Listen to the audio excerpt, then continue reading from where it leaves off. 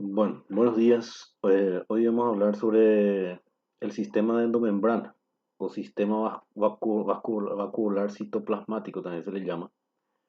Nosotros habíamos hablado eh, generalmente, de forma general, ¿verdad? Estábamos hablando sobre el citoplasma de las células eucariotas, que estaba compartimentado, ¿verdad? ¿Por qué? Porque se dividía en una zona soluble, ocupado por nutrientes, agua y iones, que es el citosolo matriz citoplasmática, y otro que es el grupo de organoides relacionados entre sí, que es el sistema de endomembrana. Tanto, esto ocurre tanto en las células eh, vegetales como en animales, ¿verdad? Y otras células eucariotas, de sistema de túbulos, vesículas y sacos que van a constituir ese sistema de endomembrana. La superficie de la membrana interna, es decir, la membrana del conjunto de todos los organoides intracelulares, puede ser hasta 50 veces mayor que la membrana plasmática. Si voy a sumar toda la superficie de esos organoides, ¿verdad?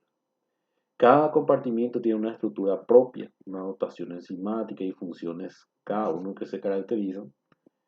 eh, Son responsables de las funciones celulares vitales, ¿verdad? Por ejemplo, la síntesis proteica, la expresión génica, ¿verdad?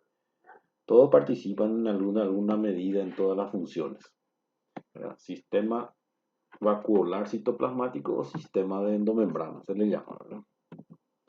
Entonces aquí tenemos una imagen donde observamos entonces el compartimiento, el citosol, ¿sí? Y el sistema, ¿verdad? Que empieza desde la envoltura nuclear, el retículo endoplasmático rugoso. ¿Por qué se le llama rugoso? Porque se ve estas rugosidades que se observan ahí son ribosomas adheridos a su membrana. Después se continúa con el retículo endoplasmático liso, el complejo de Golgi, ¿verdad? Los lisosomas, las vesículas endosómicas, ¿verdad? Y después aparte está la mitocondria y peroxisoma, que no forman parte porque tienen una funcionalidad diferente. Entonces, los organoides que constituyen el sistema de endomembrana es la envoltura nuclear o carioteca, el retículo endoplasmático rugoso o granular, retículo endoplasmático liso, el complejo de Golgi o aparato de Golgi, los gránulos, vesículas secretorias, ¿verdad? Las vesículas eh, la mayoría de lo que para sacar o enviar sustancias hacia afuera de la célula, los endosomas, lisosomas. Bueno, pese entonces a estar rodeado de membranas, no son considerados componentes del sistema vascular las mitocondrias, los cloroplastos y los peroxisomas, por tener una funcionalidad totalmente independiente a los otros. Entonces, cada membrana va a tener dos caras, una cara citosólica o citoplasmática, ¿verdad? Y una cara luminal o endovacuolar, que va a estar hacia adentro del organoide. Acá podemos observar la equivalencia topológica. ¿Qué es lo que se refiere cuando dice equivalencia topológica? La equivalencia topológica se refiere a las características similares que va a haber entre la cara de la membrana plasmática y las caras de la membrana del sistema de endomembrana, ¿verdad? De los organoides del sistema de endomembrana. Por ejemplo, la cara interna de la membrana plasmática va a corresponder a la cara citosólica del sistema de endomembrana, la cara externa. La cara interna de la membrana plasmática es equivalente topológico de la cara externa del sistema de endomembrana. Y la cara externa de la membrana plasmática es equivalente a la cara interna del sistema de endomembrana. ¿Por qué? ¿Se acuerdan ustedes que nosotros habíamos hablado que que la membrana plasmática se proyecta su carbohidrato hacia la cara extracelular, hacia afuera? Sin embargo, la membrana del sistema de endomembrana tiene su carbohidrato hacia adentro, hacia la luz, ¿verdad? Y recuerden ustedes que tanto la membrana del sistema de endomembrana, de los organoides del sistema de endomembrana y la membrana plasmática, su composición es similar. Tiene una bicapa lipídica, tiene proteína y tiene carbohidratos. Pero los carbohidratos están hacia adentro y la membrana plasmática está hacia afuera, por eso son equivalentes topológicos.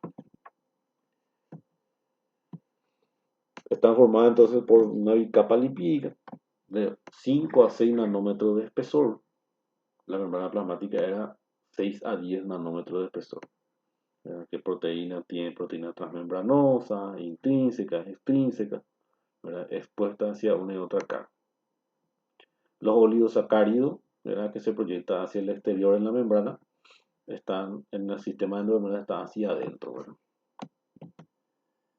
Bueno, vamos a hablar del retículo endoplasmático rugoso.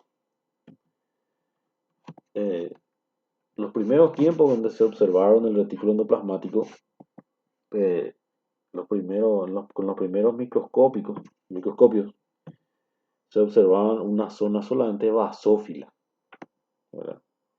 Una zona totalmente basófila en el citoplasma, que atraía colorantes básicos. Y los primeros biólogos le llamaban ergatoplasma al lugar. Y esa basofilia que tenía ese lugar era justamente por la cantidad de ribosomas. El ribosoma es lo que le confiere basofilia al retículo endoplasmático. Le llama entonces retículo endoplasmático rugoso, ¿verdad? O granular. Función. ¿Cuál es la función general del retículo endoplasmático rugoso? Síntesis y segregación de proteínas no citosólicas. Proteínas no citosólicas. ¿Qué significa eso? De proteínas que no se van a quedar dentro de la célula para ser utilizados. Entonces, ¿dónde van esas proteínas? Puede ser proteína para la membrana plasmática, puede ser proteína para la matriz extracelular o proteínas que van a formar parte del sistema endomembrana, proteína para el lisosoma, proteína para mitocondria, proteína para el complejo de Golgi, así. Pero no se queda a ser utilizado dentro del citosol, por eso. El retículo plasmático rugoso se continúa con la envoltura nuclear. ¿Dónde está más desarrollado? Si es proteína no citosólica lo que produce, ¿en qué tipo de célula, en qué tipo de órgano va a estar bien desarrollado? ¿Verdad? Va a estar desarrollado en células y órganos que secretan proteína. El páncreas, que es liberador de insulina, en los hepatocitos también. ¿Verdad? Está menos desarrollado en células que se dividen con rapidez, las células embrionarias, células cancerosas, los eritroblastos, que son células que no van a producir liberación no citosólica de proteínas, solo para ellos. Bueno, así vemos el retículo plasmático rugoso, son como unos túbulos aplanados, una bicapa lipídica, con varios ribosomas adheridos a su membrana. Justamente la membrana externa del retículo endoplasmático rugoso tiene una afinidad a los ribosomas. ¿Por qué? Porque en su cara externa se encuentran unas proteínas, ¿verdad? Esas proteínas se llaman riboforinas, ¿sí? Las riboforinas tipo 1 y tipo 2 que se encuentran distribuidos ampliamente sobre toda la cara externa de la cisterna del retículo endoplasmático. Y eso es lo que hace que la membrana del RER, del retículo endoplasmático rugoso, tenga afinidad a los ribosomas. El retículo endoplasmático liso no tiene ribosoma. ¿Por qué? Porque no tiene riboforina. Entonces, ¿qué encontramos en la cara externa de la membrana del RER? Ribosoma y riboforina. Y en la cara interna, es decir, adentro, vamos a tener el dolicol fosfato, que es un polisoprenol que ayuda a la agregación de carbohidratos a la proteína sintetizada en los ribosomas. Y la peptidasa señal, que es una enzima que va a degradar el péptido señal, que va a ayudar a la entrada. Que cuando se sintetiza en estos ribosomas las proteínas, siempre lo primero se sintetiza una pequeña porción de la proteína, un grupo de aminoácidos, que actúa como señalizador para que pueda dejar pasar a través de la membrana del RER y pasar dentro del retículo endoplasmático. Es el péptido señal. Una vez dentro de la proteína se quita y se elimina eso. Antes de continuar, es importante recordar otra vez la constitución de un ribosoma. El ribosoma está formado por ARN ribosómico más proteína. Cada ribosoma tiene una subunidad mayor y una subunidad menor, ¿verdad? En cuanto a las células eucariotas, acá está 80, ese es su coeficiente de sedimentación. La mayor es 60 y la menor es 40. La mayor está formado por 50 proteínas diferentes, ¿verdad? Y el menor está formado por 33 proteínas diferentes, más ARN ribosómico. Y así es como funciona. Viene el ARN mensajero, viene del núcleo, ¿verdad? Se le une una cantidad inmensa de ribosomas, se le llama polisoma o poliribosomas. Y cada uno se encarga de leer, de sintetizar la proteína que corresponde a la información traída a este. Y ahí va saliendo ya la proteína sintetizada. Es decir, se cumple acá entonces las reglas, que el dogma central de la biología, ¿verdad? Que el ADN se transcribe a ARN mensajero, el ARN mensajero lleva la información al citoplasma y ahí el ARN de transferencia decodifica esa información, capta los aminoácidos que representa, lleva a los ribosomas y los ribosomas ensamblan para formar las proteínas. Entonces, como el ARN, como el retículo endoplasmático rugoso tiene ribosoma, entonces puede producir proteína, ¿verdad? ¿Por qué? Porque los ribosomas son los únicos organoides capaces de sintetizar proteína. Entonces, dependiendo del destino que deben seguir, estas proteínas se dividen en dos grupos. Si la proteína, otra cosa, toda síntesis proteica comienza en los ribosomas libres del citosol. ¿Okay? Ahora, si tiene un péptido señal, se empieza a producir acá. Acá están los ribosomas y empieza a generar la cadena de proteínas. Cuando empieza a generar la proteína, se genera una pequeña secuencia de aminoácidos que es el péptido señal. Si tiene el péptido señal, entonces una vez que empieza la cadena proteica, estos ribosomas se van y se adhieren a la membrana del retículo endoplasmático y ahí empieza a generar la cadena proteica y esa cadena proteica va a pasar dentro del retículo endoplasmático rugoso para ser procesado y convertido en glicoproteína. Ahora, si la proteína que están haciendo no tiene péptido señal en su extremo N, entonces esa proteína va a ser proteína citosólica, proteína que se va a quedar en el citoplasma para ser utilizada.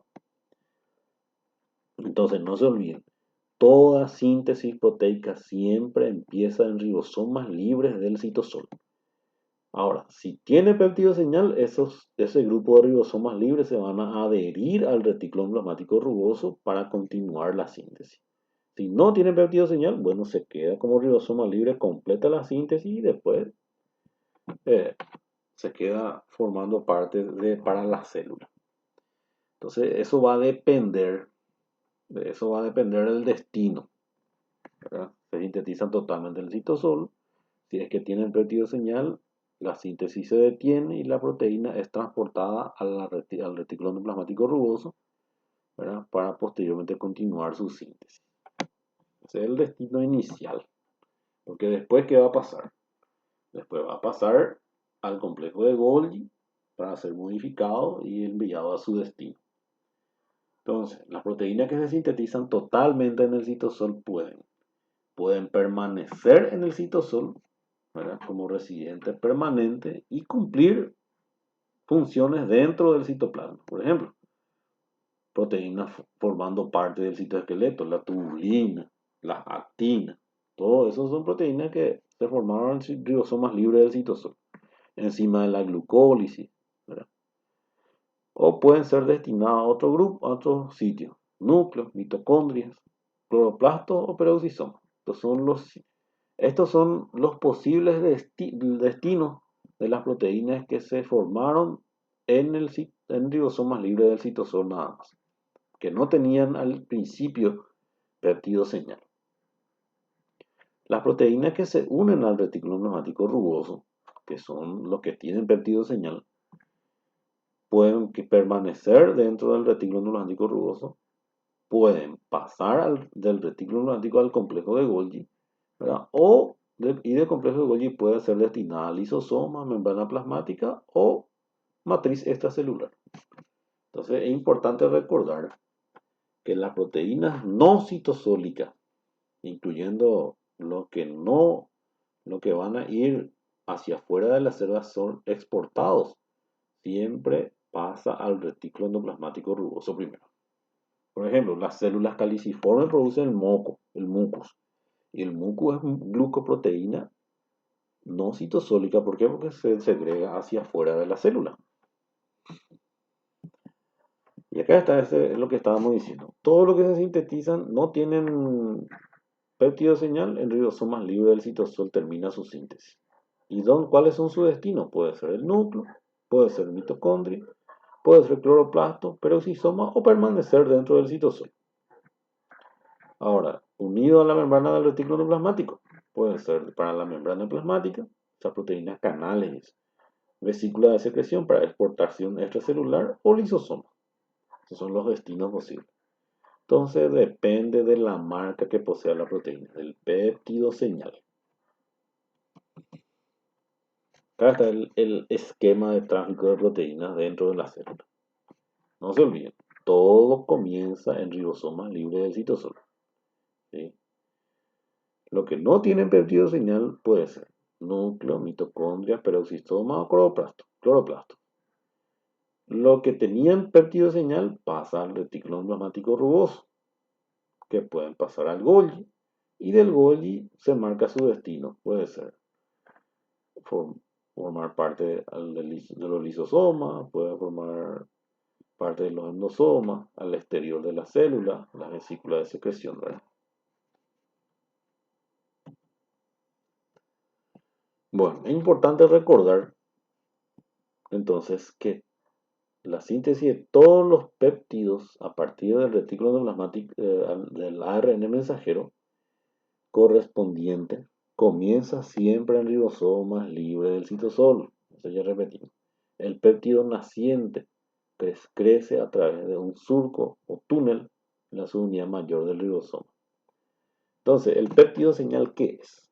Es una pequeña secuencia de aminoácidos que suele ser algunos dicen de 6 a 15 aminoácidos, ¿verdad? En otro libro dice 10 aminoácidos. Una pequeña secuencia hidrofóbica, ¿verdad?, de péptido en el extremo N terminal de la cadena polipeptídica en formación. Ese es el péptido señal. Ese vamos a decirle las contraseñas para que esa proteína pueda ir a atravesar la membrana del retículo endoplasmático para que pueda pasar a la luz. Y la partícula de reconocimiento de señal es un complejo ribonucleoproteico, es una ribonucleoproteína, constituido por unos 6 polipéptidos que se encuentra unida a la molécula de ARN, a una molécula de ARN de unos 300 nucleótidos, que pertenece al tipo de ARN soluble citoplasmático. Ellos son partículas de reconocimiento de señal. Ellos son los que se encuentran a nivel de la membrana del retículo endoplasmático y va a reconocer esta señal para que se pueda abrir el canal y pueda pasar al interior del retículo endoplasmático. Entonces, sí o sí, la proteína con péptido señal va a ser destinada al retículo endoplasmático rugoso. Funciones de la partícula de reconocimiento de señal. 1. Reconocer al péptido señal y unirse a él. Detener la traducción, ¿sí? Se detiene hasta un punto en la síntesis para que pueda continuar dentro del retículo endoplasmático. Llevar al ribosoma hasta la membrana del retículo endoplasmático rugoso. Conducirle al ribosoma hasta la membrana del retículo endoplasmático rugoso y ahí se adhiere a la membrana para que su proteína pueda pasar a la luz. Así. ¿Vieron así? Acá están los ribosomas libres, acá está el ARN mensajero unido a los ribosomas. Una vez que se forma el péptido señal, la partícula de reconocimiento de señal reconoce esta señal, entonces ya le conduce a todo el conjunto hacia la membrana del retículo endoplasmático rugoso. Entonces le conduce acá viene el receptor del partícula de reconocimiento de señal, ¿verdad? Acá está el receptor del ribosoma, que es la riboforina, ahí hace que pueda unirse a la membrana.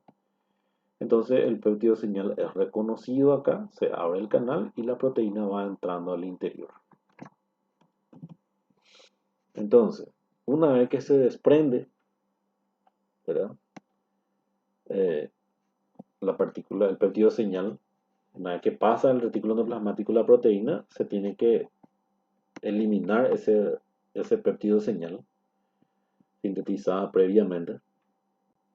Entonces, ¿quién elimina la peptidasa señal? Que es una enzima que está dentro del retículo endoplasmático rugoso que va a remover el péptido señal. Entonces, los polipéptidos que todavía poseen la señal, en el interior del RER le llamamos preproteínas. Cuando la molécula que ya perdió su péptido señal, pero todavía son precursores, es decir, todavía no se modificó para que sea funcional, se denominan proproteínas. Ahora, si tiene todavía el péptido señal y tampoco se modificó todavía para que sea funcional, se llama preproteína. Así sería entonces. Bien, hacia acá está el ARN mensajero, el polisoma, polirribosoma. Acá está el péptido señal, empezó a sintetizarse. Ahí viene la partícula de reconocimiento de señal, se une al péptido señal, se detiene la síntesis y se le conduce a este polisoma a la membrana del RER. Este se une a través de la riboforina a la membrana del RER, se abre el canal y pasa el polipéptido al interior. Acá viene la peptidasa señal, elimina el péptido señal, ¿verdad? Acá viene una sustancia que se llama dolicol, que ayuda al agregado de oligosacárido a la proteína para convertirlo entonces en glicoproteína. Recuerden ustedes que la síntesis de proteína es glicoproteína. Esa es la modificación que se produce. Entonces, así. Acá está. El dolicol fosfato está en el interior y la peptidasa señal elimina, ¿verdad? Entonces, el dolicol fosfato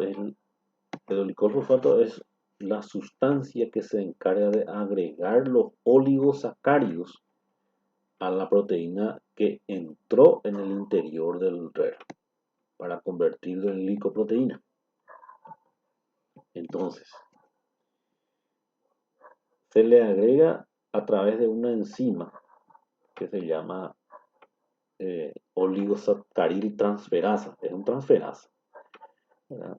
Le transfiere al polipéptido un bloque de 14 monosacáridos, un oligosacárido de 14 monosacáridos, que siempre es el mismo, al extremo N-terminal de la asparagina, el grupo amino de la asparagina que forma parte de la cadena polipeptídica, ¿verdad? Y ahí tenemos estos 14 monosacáridos están formados por dos moléculas de N-acetilglucosamina, 9 manosa y 3 glucosa. Esto es siempre igual, es constante, ¿verdad? Estos lisacáridos entonces formados por 14 monosacáridos, ¿verdad? Que es ayudado, el agregado de este 14 monosacárido es ayudado por el dolicol fosfato que está dentro del retículo endoplasmático rugoso. Estos 14 monosacáridos pueden ser modificados después en el retículo endoplasmático o en el RER mismo. Se puede quitar o agregar al RER. También se le puede dar un núcleo pentasacárido, ¿verdad? De 2 N-acetilglucosamina y 3 manosa también. Ahí se va modificando. Hay veces que esa proteína así mismo, esa glicoproteína así mismo pasa al complejo de Golgi y en el complejo de Golgi se le agrega o se le quita más monosacáridos. Por la translocación, que es la modificación final para que pueda enviarse la proteína ya para su utilización, puede ser cotraduccional o puede ser posttraduccional, ¿verdad? ¿Qué significa eso? Cotraduccional es cuando a medida que se va sintetizando la proteína, mientras esto se va sintetizando ya se va translocando, ya se va modificando definitivamente. Y está el otro que es posttraduccional, que se espera que se forme primero toda la cadena, todo el agregado de carbohidratos y después recién recibe las modificaciones finales. Bueno, hasta ahí. Retículo enzimático rugoso, entonces hoy nuestro tema.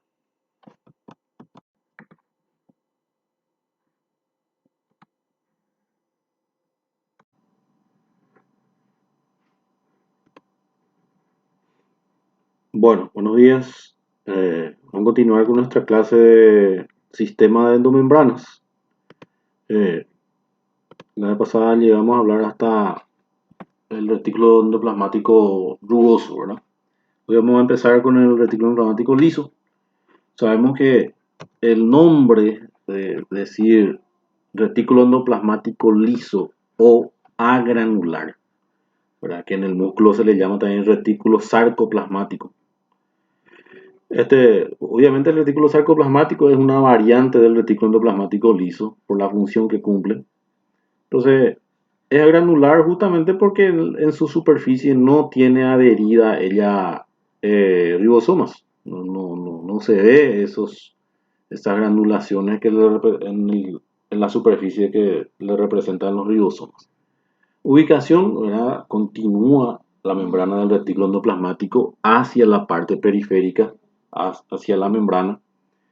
¿Cuáles son las funciones que cumple este organoide, ¿verdad? Síntesis de lípidos, síntesis de esteroides, principalmente fosfolípidos, ¿verdad?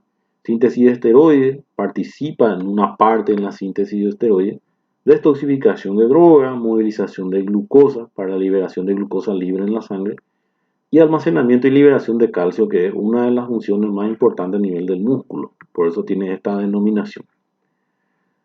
Teniendo en cuenta su función, ¿verdad? Va a estar más desarrollado en células adiposas, sebáceas, ¿verdad? Por la síntesis de lípidos, células endócrinas, principalmente los que producen hormonas esteroides, como los testículos, ovarios, glándula suprarrenal, en los hepatocitos, por la detoxificación, la movilización de glucosa, ¿verdad? Las células musculares, ¿verdad? Por el almacenamiento y liberación de calcio. Así como hablamos la vez pasada, para que ustedes puedan relacionar, si yo pregunto, ¿en qué célula va a estar bien desarrollado el retículo endoplasmático rugoso? En las células que producen proteína que va a expulsar hacia afuera, por ejemplo, las células pancreáticas, las células de las glándulas salivales. ¿Sí? Bueno. Entonces, el retículo endoplasmático liso era formado por un conjunto de túbulos ramificados, anastomosados. Está formado también por una doble membrana, ya que es continuación del RER. Y vamos a hablar primero de la función de la síntesis del lípido, ¿verdad? Posee las enzimas capaces de sintetizar especialmente fosfolípidos que luego quedan inmersos en la mitad de la capa citosólica de la bicapa. Y tiene unas proteínas que se llaman un translocador de fosfolípidos, se llaman flipasas. Estas son las que se encargan de mover los fosfolípidos desde la cara citosólica a la cara luminal. Bueno, es importante recordar que el retículo endoplasmático liso tiene las enzimas responsables de la síntesis de triglicéridos también. Por eso está bien desarrollada en los adipocitos para poder almacenar los ácidos grasos y el glicerol en forma de triglicéridos. Bueno, es importante recordar otra cosa, que el retículo endoplasmático liso sintetiza los fosfolípidos de todos los organoides intracelulares e incluso del plasmalema, es decir, de la membrana plasmática. No olvidar eso. ¿Dónde se sintetizan los fosfolípidos de la membrana? De todas las membranas de los organoides intracelulares y de la membrana plasmática. En el retículo endoplasmático liso. Y el triglicérido también. El esteroide. El Este interviene, no cumple esta función el 100%, el 100% no está a su cargo. El retículo endomático liso lo que hace es captar el colesterol, ¿verdad? Y ese colesterol después es transportado a la mitocondria. Y dentro de la mitocondria, a nivel de la membrana interna de la mitocondria, el colesterol se convierte en un eh, precursor de la hormona esteroide que se llama pregnenolona. Y esta pregnenolona después va a volver al retículo endomático liso y ahí se convierte ya en la hormona esteroide, o sea, andrógeno, estrógeno, progesterona, corticoides, suprarrenales, lo que sea, ¿verdad? Entonces es importante que el REL también interviene entonces en la síntesis de colesterol a partir de grupos acetatos. Detoxificación, ¿verdad? Inactivación de droga. Ustedes que, no se olviden que todo lo que uno consume, todo lo que uno consume, primero pasa por el hígado. Y más todavía si hablamos de alcohol, hablamos de drogas, de algunos fármacos, ¿verdad? Todo eso se absorbe, pasa a través del sistema porta, llega al hígado, el hígado es el que metaboliza o que redistribuye a otros tejidos después. Entonces, una de las funciones más importantes del hígado es la detoxificación. Y esa detoxificación dentro de los hepatocitos queda a cargo del retículo endoplasmático liso. Entonces, este proceso de detoxificación tiene dos etapas o dos fases, fase 1 y fase 2. La fase 1 es la oxidación de la droga. La oxidación, la fase más importante.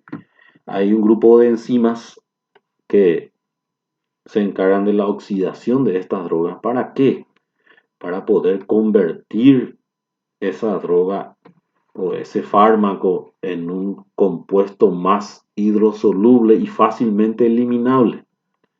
Entonces, el sistema oxidativa de función mixta, las oxidasas, tenemos acá las flavoproteínas, que son un grupo de enzimas que tienen como estructura básica también, eh, como antes, descendiente de algunas vitaminas, ¿verdad?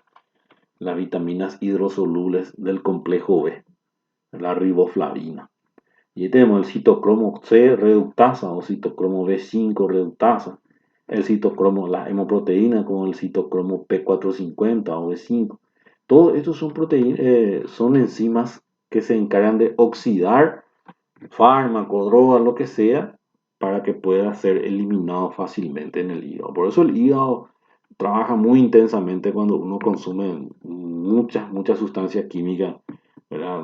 Droga ilícita, droga eh, como fármaco, como uso terapéutico, alcohol, todo eso están interviniendo esta cantidad de enzimas que cuando el hígado no puede responder a esa función, muchas veces empieza a producir la esteatosis hepática, ¿verdad? El hígado graso o la cirrosis, ¿verdad? Porque cuando no puede más cumplir esa función por sobrecarga. Y la fase de una vez que se oxida, ¿verdad? Cuando se convierte esa droga en un compuesto más fácilmente eliminable, la fase 2 es cuando ese compuesto se une ya a moléculas hidrofílicas que inactivan y que puedan transportar esas enzimas, ¿verdad? Acá entonces aparecen las transferasas, las enzimas, la glucuronil transferasa o sulfotransferasa. La glucuronil transferasa es una de las enzimas que más funciones cumple, ¿verdad? Eh, une a esta droga oxidada a un ácido glucurónico. El ácido glucurónico es un compuesto de 6 carbonos derivado de la glucosa, donde el carbono 6, ¿verdad? Se convierte en un grupo carboxilo. Es la glucosa, pero en el carbono 6 tiene un grupo carboxilo. Es el ácido glucurónico. Y es un metabolito, una materia prima muy importante que el hígado sí o sí necesita para poder unirle a las drogas para ser eliminado del organismo, para metabolizarse. La movilización de glucosa ¿verdad? Cuando existe necesidad de glucosa, vamos a suponer que te levantabas a las 6 de la mañana y todavía no desayunaste, entonces automáticamente se libera gran cantidad de glucagón. Ese glucagón va a actuar sobre las células hepáticas y las células hepáticas empiezan a desencadenar una serie de acciones para degradar el glucógeno almacenado y liberar glucosa libre a nivel de la sangre para que pueda ser aprovechado por otras células, ¿verdad? El primer paso es la glucogenólisis, ¿verdad? El glucógeno es degradado por la enzima glucógeno fosforilasa, ¿verdad? Es una envoltura enzimática que le rodea a los gránulos de glucógeno. Entonces, primero se libera glucosa 1-fosfato. Eso ocurre generalmente en todas las células y es independiente del retículo endoplasmático liso. Pero, ¿qué pasa? Después esta glucosa 1-fosfato, en el segundo paso, se transforma en glucosa 6-fosfato. Es decir, el fosfato del carbono 1 pasa al carbono 6 de la glucosa. Entonces, esa enzima es la fosfoglucomutasa, es la que hace eso. Por último, se produce la desfosforilación, es decir, este fosfato tiene que ser eliminado de la glucosa para convertirlo en glucosa libre y pueda ser transportado hacia afuera de la membrana. Entonces, el tercer paso, la glucosa 6-fosfatasa elimina el grupo fosfato del carbono 6 y ahí le convierte en glucosa libre. Esto es lo que ocurre en el retículo endoplasmático liso. Y esa glucosa libre después ya por transporte pasivo, por difusión facilitada, es transportado desde el citosol hacia afuera para que pase a la sangre después. Almacenamiento y liberación de calcio. Ustedes saben que unas 4000 veces, ¿verdad?, menor que el medio extracelular la concentración de calcio. Entonces, estos calcios en las células musculares esqueléticas por lo menos se almacenan grandes cantidades en el retículo sarcoplasmático. Y ahí tiene un tipo de transporte activo primario, las bombas de calcio, que se encuentra tanto en la membrana plasmática como en la membrana del red para el transporte, ¿verdad? Y después tener el compartimento secuestrador del calcio, ¿verdad? El calciosoma y calmodulina. Entonces, cuando llega un estímulo a la membrana del músculo esquelético, ese estímulo va a producir la liberación de calcio a través de la activación de estos transportadores hacia el citosol, del retículo sarcoplasmático al citosol para que se pueda producir la contracción. Bueno, esas son las funciones, no olvidar entonces. Complejo de Golgi.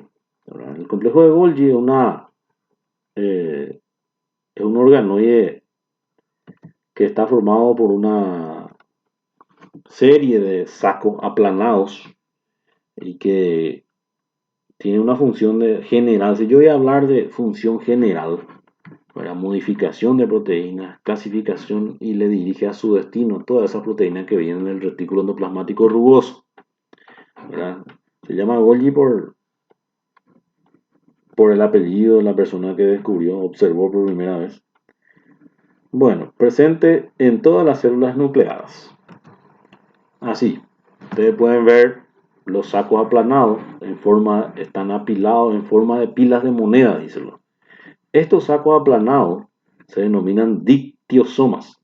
Y estos dictiosomas tienen que estar en el Golgi un mínimo de 3 y un máximo de 7. Aunque hay algunas excepciones que tienen más de 20 dictiosomas, pero lo común es que tenga 3 a 7 dictiosomas. Tiene una parte convexa, esta parte que está proyectada hacia el núcleo, se llama cara cis, y una parte cóncava que está proyectada hacia la membrana, se llama cara trans y está asociado a vesículas transportadoras. Además, la cara trans está asociada al centrosoma. ¿Por qué al centrosoma? Porque si necesitan microtúbulos para transportar sus vesículas, va a obtener del centrosoma, ¿verdad? Bueno, tiene sinónimo, ubicación entre el retículo endoplasmático y la membrana plasmática, en relación estrecha con el centrosoma. Le dije, ¿por qué? Porque el complejo Golgi tiene que enviar sus vesículas, sus proteínas, después a su destino, hacia la membrana o a algún organoide. y el transporte se hace a través de los microtúbulos. Funciones: glucosidación definitiva de las glucoproteínas y glucolípidos. La glucosidación inicial, ¿dónde ocurre? En el retículo endoplasmático rugoso. Después pasa al Golgi, donde se produce la serie de modificaciones finales. También otra cosa importante, que en el Golgi se sintetizan los cerebrócidos y gangliósidos, ¿verdad? La agregación de carbohidratos a los lípidos, los glucolípidos, cerebrócidos y gangliósidos. Segregación y guía de los productos hacia sus destinos finales por medio de microtúbulos, ya dijimos. Selección, concentración y empaquetamiento de enzimas constituyentes de los lisosomas. Eso también es importante. La formación del lisosoma primario se produce en el Golgi, y el del Golgi provienen todas sus enzimas, sus proteínas. Es decir, no es que sintetiza en el Golgi, en el retículo endoplasmático rugoso, de ahí viene todo. Así sería. El retículo endoplasmático, el Golgi, se va modificando todo, después son transportados esto hacia la membrana para su expulsión hacia afuera o para formar parte de los lisosomas.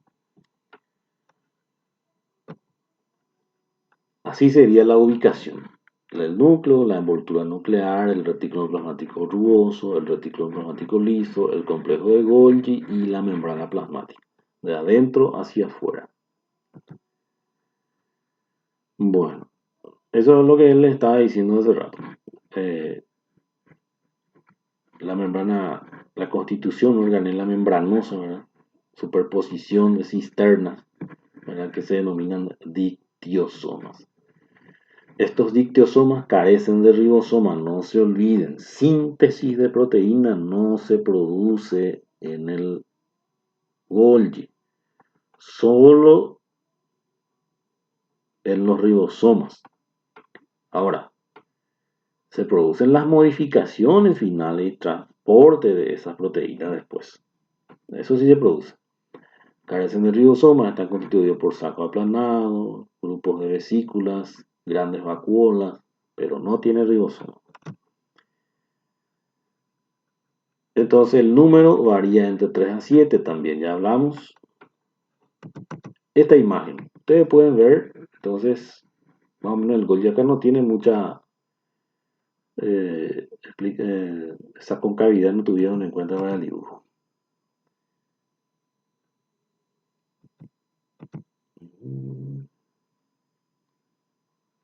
A no olvidar que la progresión, la proyección cis-trans, es decir, desde la cara cis convexa, que está hacia el núcleo, hacia la cara trans, esa es la dirección que toma siempre la proteína para la serie de modificaciones que va produciendo.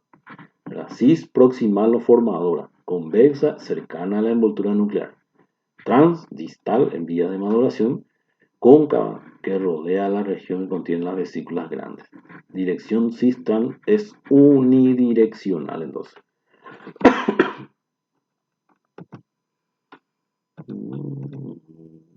Bueno, las enzimas que participan en la función del Golgi, tenemos acá el cialitransferasa, galactosiltransferasa, N-acetilglucosamiltransferasa y la lactosil N-acetilglucosaminotransferasa. ¿Se dan cuenta ustedes que todas las enzimas son del grupo de las transferasas? ¿Por qué? Porque ellos son los que transfieren los grupos, los oligosacáridos que faltan a la proteína. La mayoría son glucosiltransferasas para formar entonces glucoproteínas maduras, ¿verdad? Entonces, en el Golgi, otra cosa, el Golgi también puede agregar grupo fosfato, sulfato o ácido graso, ¿verdad? Para formar glucolípidos, por ejemplo.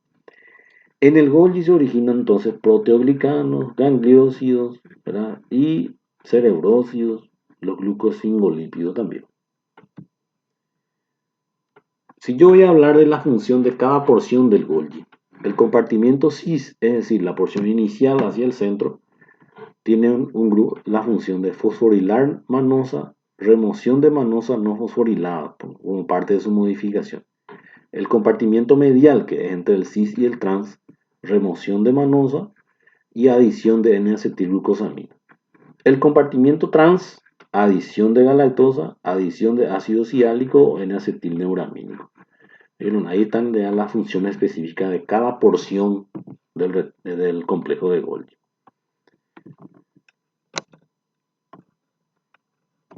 Entonces, una vez que hablamos ya del retículo plasmático y del aparato de Golgi, que son los que intervienen directamente en la síntesis, transporte y liberación de estas macromoléculas, ¿verdad? Tenemos dos formas de secreción de las proteínas. La secreción constitutiva es cuando la célula, a medida que va produciendo, le va sintetizando, va secretando. Nunca para de secretar, ¿verdad? Es continua y se descarga apenas es elaborado. El colágeno, las inmunoglobulinas, la proteína sérica, el hígado, todo eso son proteínas que todo el tiempo se producen. Entonces es constitutiva. La facultativa es más o menos continua, pero ¿qué pasa? El producto secretorio puede quedarse almacenado en el citoplasma, ¿verdad? En gránulos especiales y muchas veces solamente se liberan cuando hay un estímulo que hace que se libere.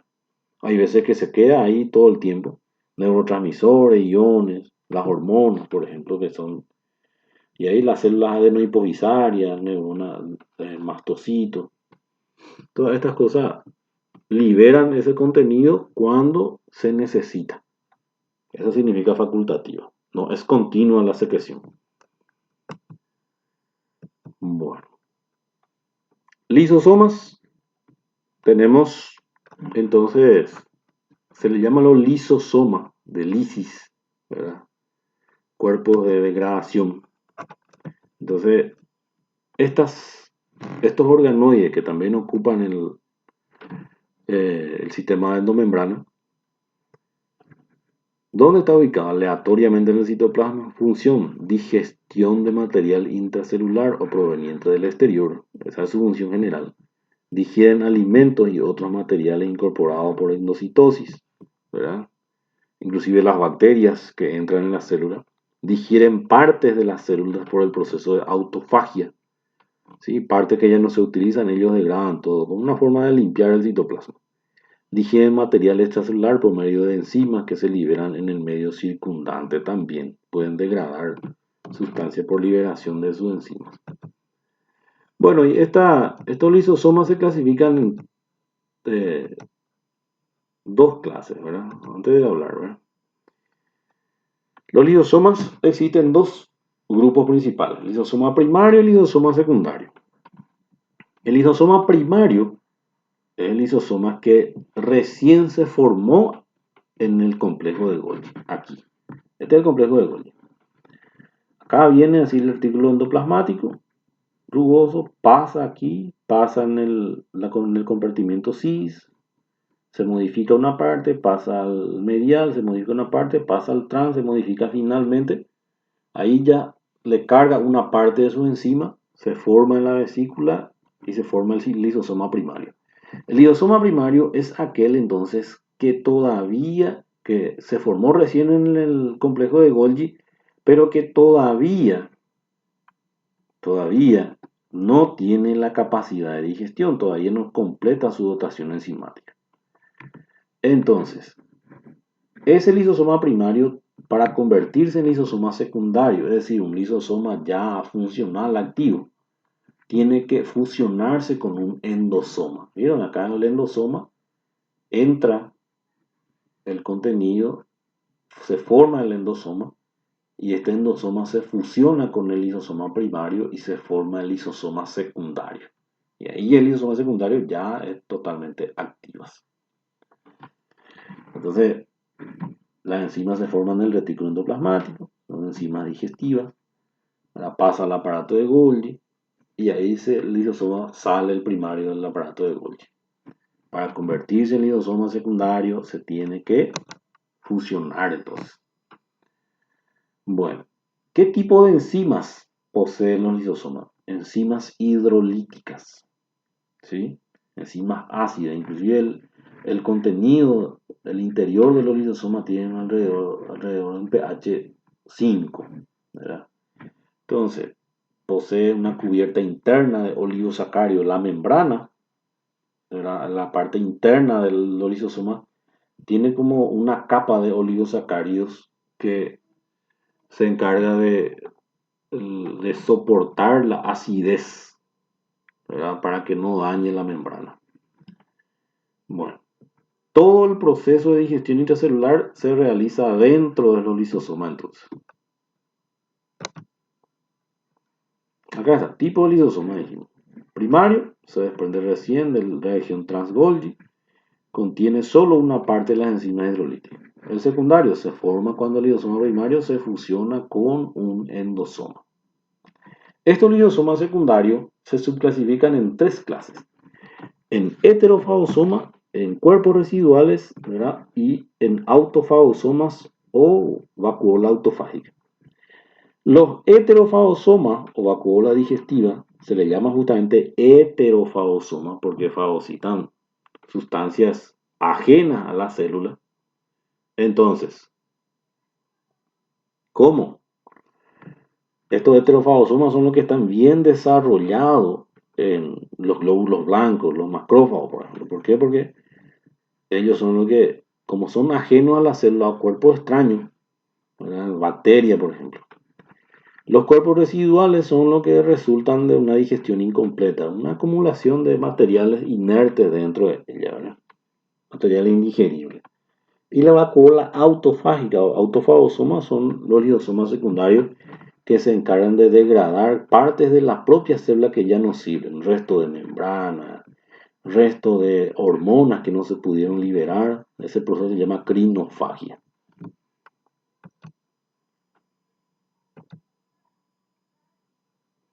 Enzima lisosómica no hace más falta saber tanto. Otra, otra función muy importante de los lisosomas es que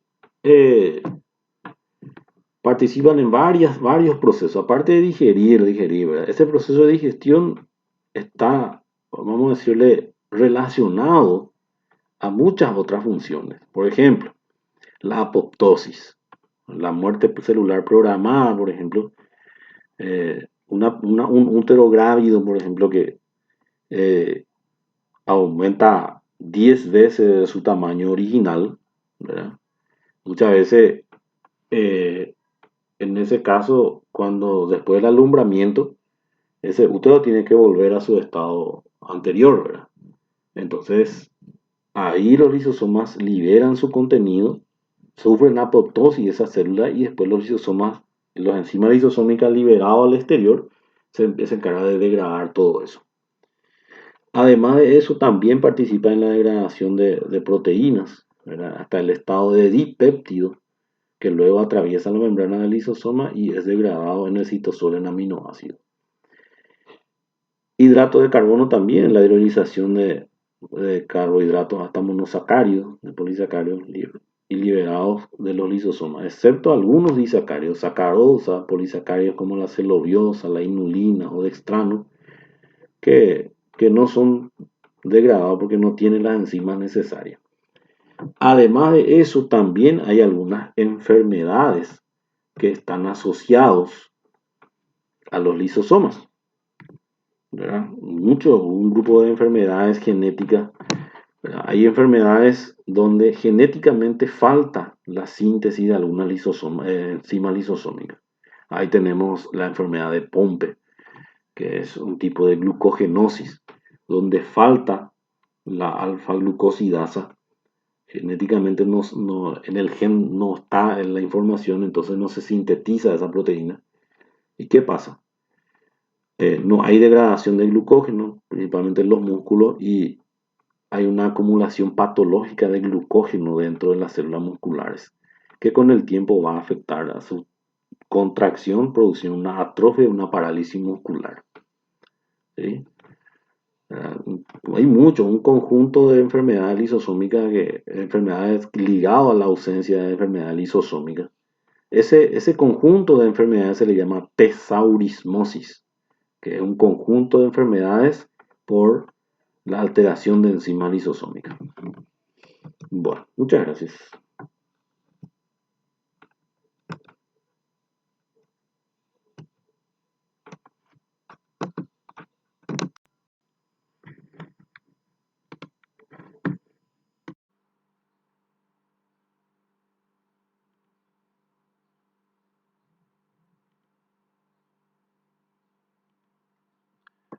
Bueno, buen día.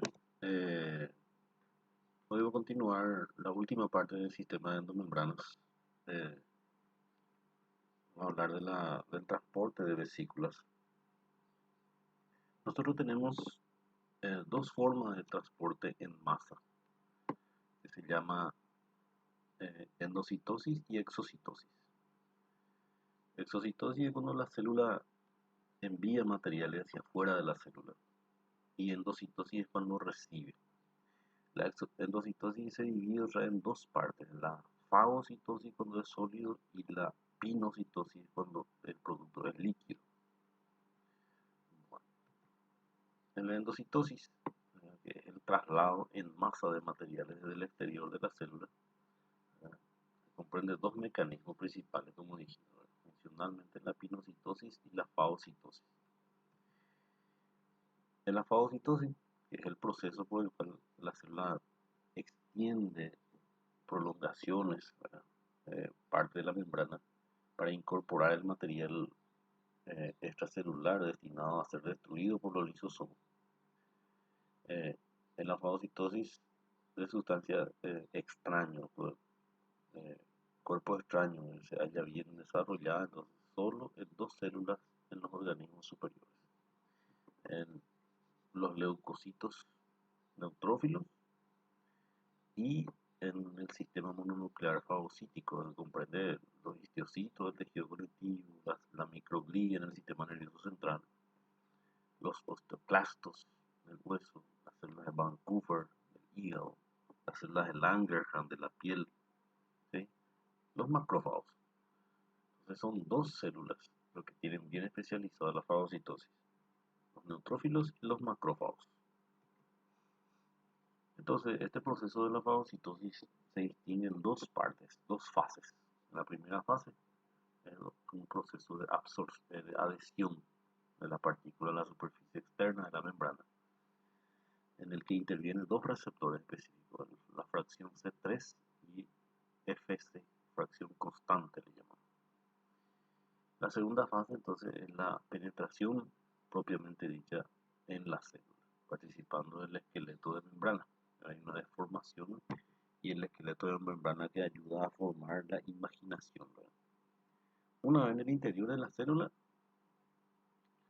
eh, el fagosoma, desplazado por transporte microtubular obviamente hacia la región trans-Golgi, ahí se van a fusionar con los lisosomas primarios, liberando su contenido, entonces forma ahí los lisosomas secundarios, los heterofagosomas, que se van a encargar de digerir entonces ese material. Ahí se ve, ¿no?, las prolongaciones pseudópodos, le llamamos la deformación de esa membrana para poder envolver al material extracelular.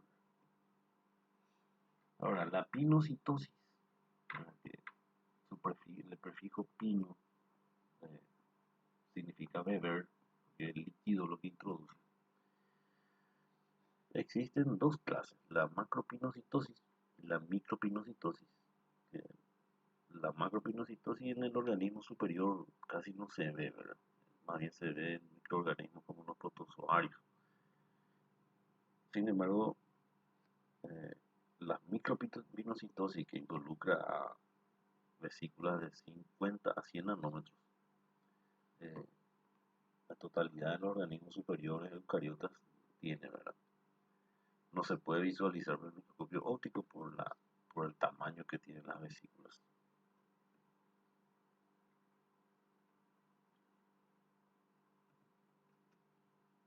Entonces, esta micropinocitosis,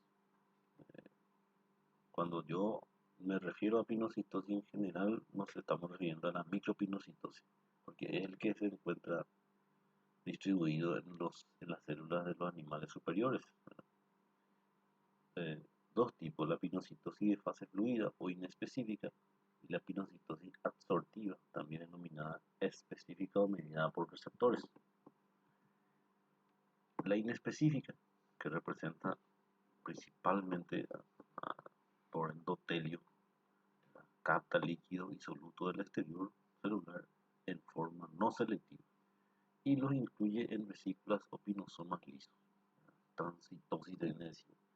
Es cuando, por ejemplo, el endotelio vascular es una capa de células planas simple, un epitelio plano simple, que permite el pasaje de la entrada de líquidos del plasma hacia su citoplasma, por este mecanismo. La específica, que comprende receptores transmembranosos para permitir la adherencia de la vesícula y formar la entrada de líquido al interior de la célula. ¿Verdad? Tiene que ser reconocido primero por un receptor para que pueda formar la vesícula e introducirse al interior de la célula.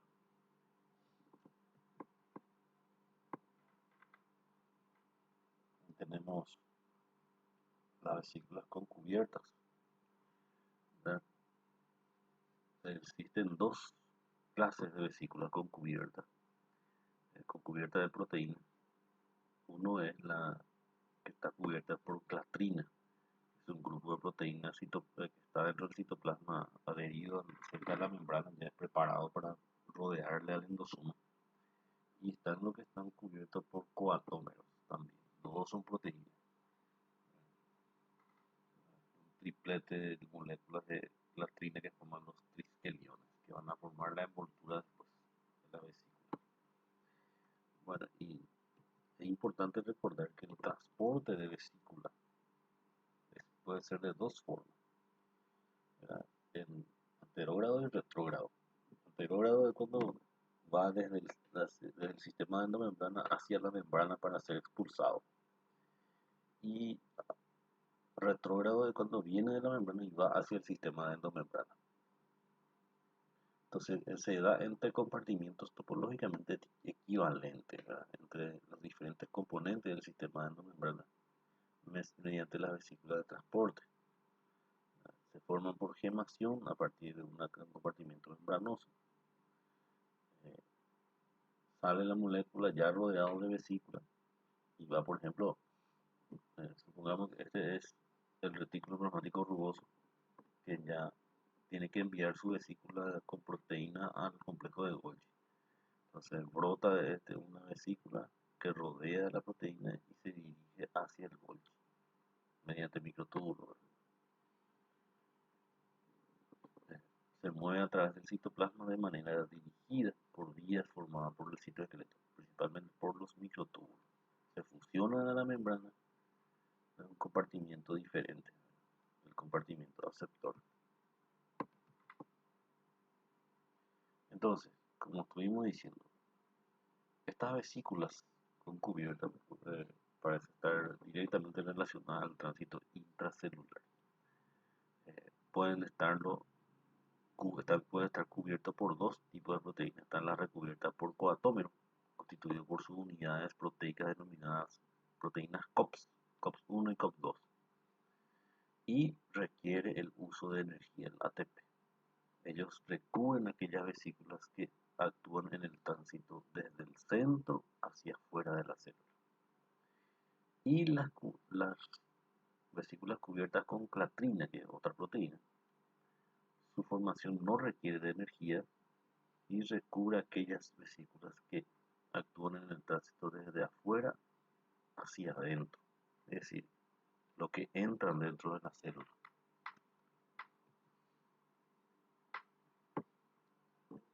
A ver, cada vez pueden ver ustedes cómo se va formando la vesícula con imaginación y alrededor ya se va formando la proteína.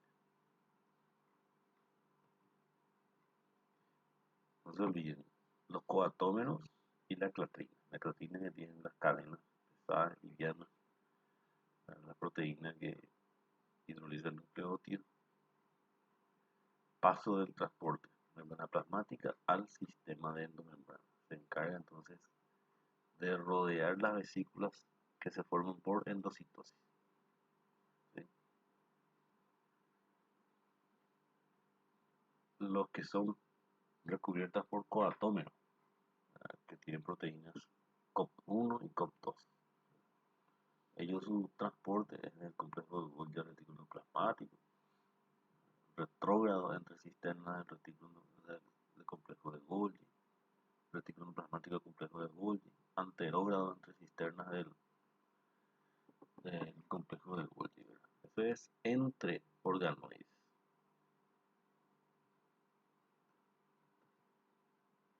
Así sería. Entonces,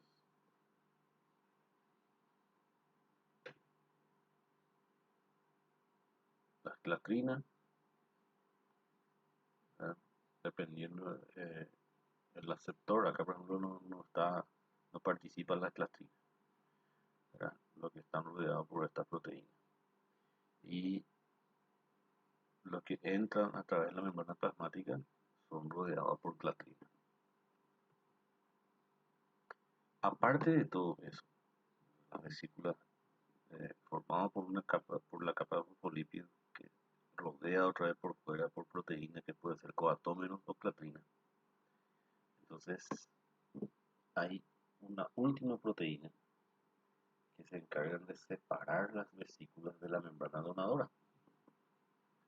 Y ahí, esa es la proteína dinamina, GTP dependiente. Pero como están unidos, ya se forma la cubierta proteica. Y por último, la, la dinamina es lo que hace que se desprenda de la membrana para dirigirse a su destino. Entonces, resumiendo todo eso, existen varios tipos de proteínas asociadas a la vesícula de transporte. Las de revestimiento, que pueden ser platina o coatómeros, que tienen su subunidad COP1 y COP2. Las proteínas adaptadoras, que son las adaptinas. Las fijadoras, GTP dependientes, principalmente la dinamina. La proteína de fusión, los receptores de proteína soluble y las proteínas que separan la vesícula de la membrana.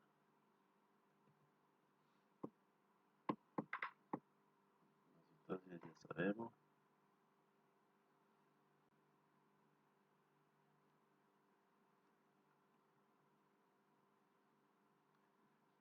Así ustedes pueden ver aquí cómo se forma la membrana plasmática,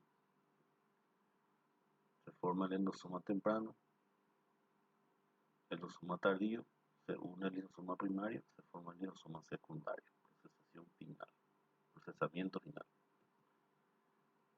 Ahí se ve más o menos cómo es la fagocitosis en una célula, un macrófago, por ejemplo. Así también, los pseudópodos.